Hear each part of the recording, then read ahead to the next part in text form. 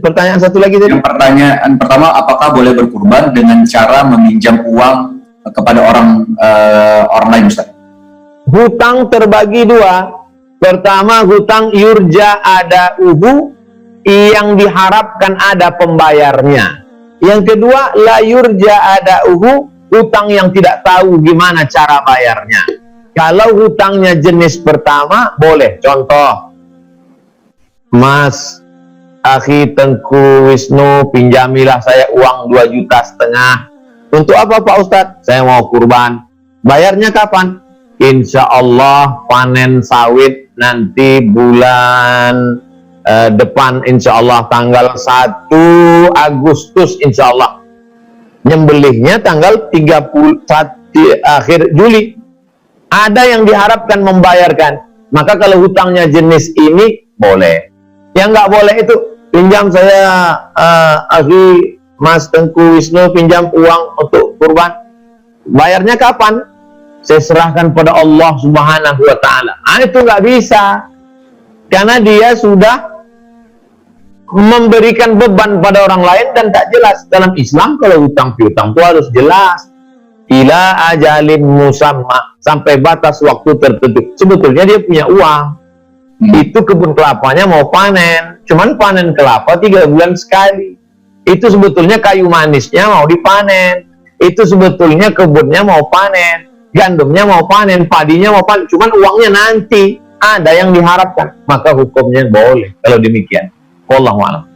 Ini Buya mau bertanya, kalau misalkan kurban dari uang hasil ngutang itu gimana Buya?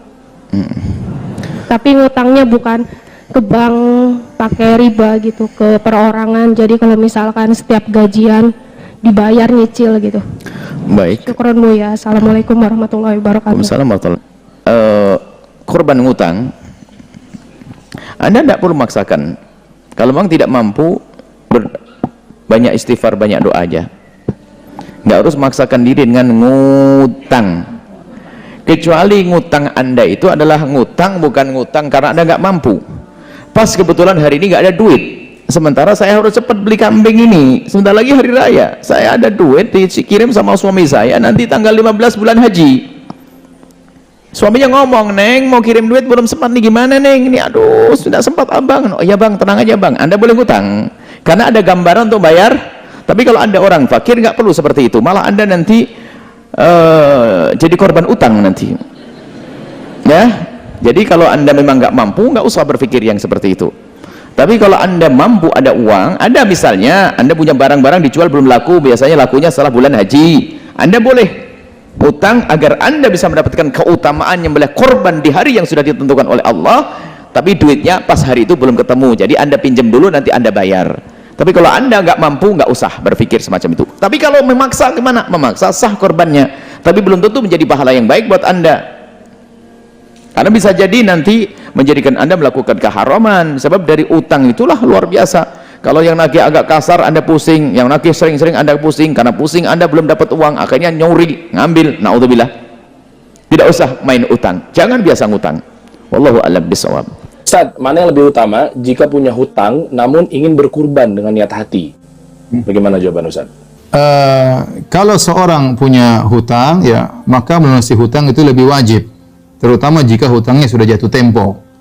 Kalau hutangnya belum jatuh tempo, kemudian dia perkirakan ketika jatuh tempo dia akan bayar, misalnya dia punya gaji sudah jelas, hutangnya masih 3 juta dan gaji dia 10 juta, nanti bulan depan keluar dia bisa langsung lunasi, nggak ada masalah. Tapi kalau dia tidak jelas hutangnya bisa dibayar atau tidak, maka dia harus membayar hutang, apalagi kalau sudah jatuh tempo. Bahkan kata para ulama, sedekah bagi orang yang punya hutang padahal sudah jatuh tempo tidak boleh, hukumnya haram, karena dia harusnya mengembalikan uang milik orang lain. Tetapi tadi beda, ada orang yang punya hutang tetapi belum jatuh tempo, kemudian kalau jatuh tempo, ketika jatuh tempo dia bisa lunasi, maka nggak ada masalah, dia kemudian berkorban, ya. Nah, pertanyaan berikutnya sama, Ustadz, bolehkah kita berhutang untuk apa namanya berkorban? Asalnya seorang jangan merepotkan dirinya dengan berhutang. Kalau tidak mampu maka tidak wajib untuk menyembelih. Tadi kata Nabi sallallahu alaihi wasallam atau perkataan Abu Hurairah, man wajada sa'atan atau man kana lahu sa'ah, barang saya memiliki kelapangan, kalau nggak punya nggak punya kelapangan, nggak harus menyembelih, ya, nggak harus menyembelih. Kata para ulama, kecuali kalau tadi dia punya pemasukan yang jelas dan menurut dia perkiraan dia sekarang lagi nggak ada uang nih, tapi begitu gaji bulan depan dia bisa lunasi, maka mungkin seperti tidak jadi masalah karena hal itu tidak memberatkannya. Wallahu a'lam bishawab. Kalau seumpama kita punya hutang, apakah harus diselesaikan dulu hutangnya daripada kurban walaupun masih banyak untuk diselesaikan? Utang ini jamaah bermacam-macam. Ada utang yang memang angsuran tiap bulan. Orang punya utang yang nggak jatuh tempo, memang dia utangnya itu bayar tiap bulan 300.000 umpamanya. Berapa tahun? 1 tahun. Tapi ada utang yang sudah jatuh tempo, harus bayar sekarang. Kalau yang harus bayar sekarang itu antum harus lunasi, jangan kurban antum lunasi. Kenapa? Karena bayar utang itu kewajiban buat antum. Nggak kurban antum nggak dosa. Tapi kalau memang antum kepingin berkurban, antum perlu izin sama yang punya uang. Sampaikan, Mas, aku kan harus bayar utang umpamanya tanggal 1 Dzulhijjah. Alhamdulillah uangnya ada. Tapi boleh nggak aku buat kurban dulu? Nanti bulan depan lagi baru aku bayar. Dan dia punya aset, artinya dia punya aset yang bisa melunasi utang tersebut sebenarnya. Kalaupun dia mati, insya Allah dia nggak punya utang. Karena kita tahu warisan itu kapan dibagi? Setelah wasiat ditunaikan, utang dilunasi. Enggak masalah ketika antum mengatakan kepada Mas itu, mamanya Mas, ana bayar bulan depan ya, ana mau buat kurban. Kata dia, enggak apa-apa, tafadhol. Tapi kalau nggak boleh, harus lunasi. Begitu pula dengan haji. Orang yang dia punya utang, boleh nggak berangkat haji? Sama seperti tadi. Kalau utangnya masih belum jatuh tempo, ya silahkan, memang belum jatuh tempo. Artinya orang itu tidak akan nagih. Dan antum tidak melakukan kezaliman karena memang belum jatuh tempo. Tapi kalau sudah jatuh tempo, perlu minta izin sama yang punya uang. Dengan catatan lagi tadi, antum punya aset yang bisa untuk melunasi utang antum.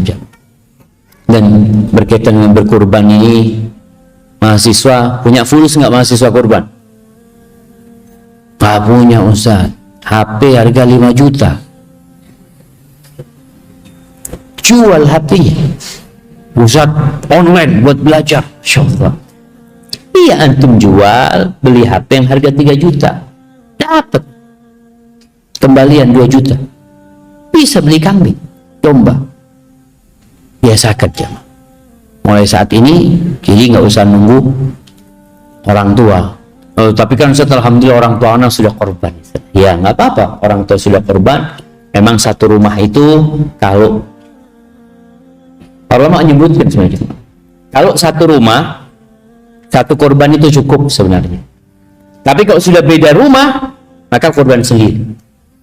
Antum satu rumah apa beda rumah? Coba ditanyakan nanti ke Ustaz Arifin, mahasiswa ini masuk yang satu rumah atau beda rumah? Karena memang antum nggak tinggal sama orang tua antum tinggal di sini. Hadza wallahu a'lam bishawab. Ya, bagaimana nilai sedekah, infak dan kurban seseorang apabila masih ada hutang sama orang? Ya, silakan Ustaz. Bagaimana nilai infak? Mungkin kurban? maksudnya apakah diterima seperti itu nih Ustaz?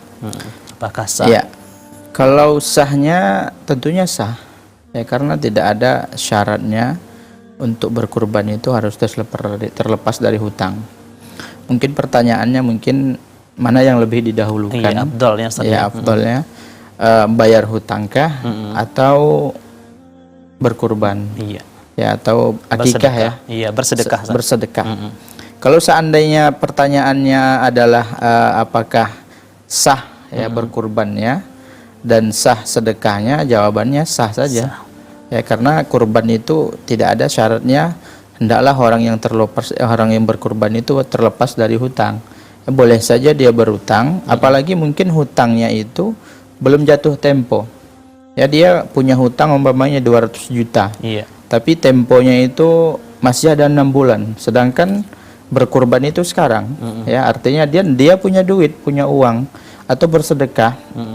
Maka kemudian dia bersedekah, maka sedekahnya sah. Bahkan itu mungkin salah satu cara dia ya agar Allah mudahkan baginya untuk membayar hutang. Namun apabila ada orang yang ingin berkurban tapi dia mempunyai hutang dan sama-sama jatuh tempo, ya utangnya itu harus dibayar ya pada hari itu, dan dia juga harus berkorban ya pada hari itu, umpamanya di hari akhir tasyrik gitu. Maka dalam keadaan ini apa yang harus dia lakukan? Dalam keadaan ini hendaklah dia membayar hutangnya dulu. Ya, karena ya hak orang lain itu sebagaimana disebutkan oleh para ulama, hukukun nas mabniyun alal musyahah.